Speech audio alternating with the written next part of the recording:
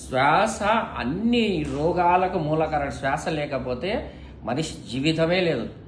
BP పెరగాలన్నా, కడుపులో జీర్ణం కావాలన్నా, అజీర్ణానికి, మనసు మెదడుకు మంచి ఆలోచనలు రావాలన్నా శ్వాస కరెక్ట్ ఉండాలి వాడి శ్వాస లేకపోతే వాడి జీవితమే దండగా.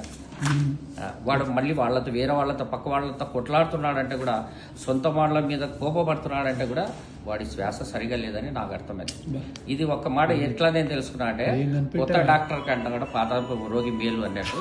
ఇన్ని రోగాలు ఇంతమంది డాక్టర్ల కాడ తిరిగినా కాబట్టి నాకు కరెక్టే చెప్పావు. అంటే శ్వాస మంచిగా లేనప్పుడు మనిషి ఇరిటేషన్, కోపం అన్ని వచ్చేసాయి సార్ దాంట్లో. అన్ని బాధ. కానీ నరకాన్ని అనుభవించాను.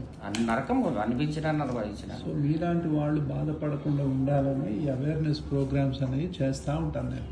సో అలర్జీ ఎప్పుడైతే వాడి శ్వాస సరిగా ఉండదో మనస్సులో ఆలోచనలు కూడా విపరీతమైన ఆలోచనలు వస్తాయి. విపరీతమైన తినకూడని తిండి తింటాడు, చేయకూడని పనులు చేస్తాడు మనిషి. తినకూడని తిండి. ఈ కరోనా రావడానికి కూడా మూల కారణం ఇది ఒక్కటే. వీళ్ళు తినకూడని తిండి తింటారు, చేయకూడని పనులు చేస్తున్నారు కాబట్టి. ఒక పక్షులు కానీ జంతువులు కానీ ఏవి తినాలో అదే తింటాయి.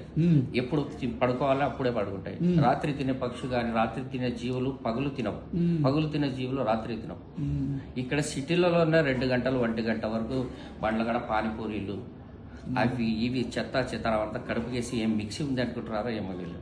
లోపల ఉండేది సన్న పేగులు. టైం కాదు టైం తినేది తిండి కూడా. సో నువ్వు ఇంత బాధపడ్డావు అయితే.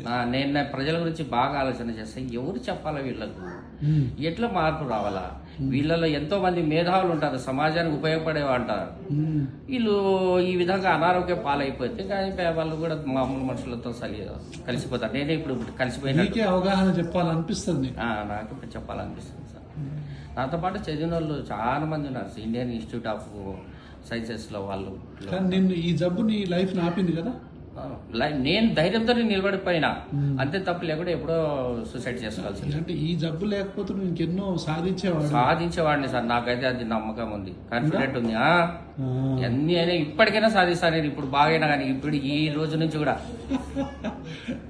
ఏం చేయాలంటే పనికి చేయడం బుద్ధి కాదు, పోవాలంటే పోవద్ది కాదు. మెదడుకు మంచి ఆక్సిజన్ అమ్ముతుంది కదా సార్. దాంట్లోంచి అవి ఎన్నో రకాల కెమికల్స్ అవుతుంటాయి. అవి టాక్సిన్స్ అన్ని బయటికి పోవాలంటే ఖచ్చితంగా ఆక్సిజన్ ఎక్కువ కావాలి. ఆక్సిజన్ లెవెల్స్ పడిపోతే జీవితాన్ని శాసిస్తుంది.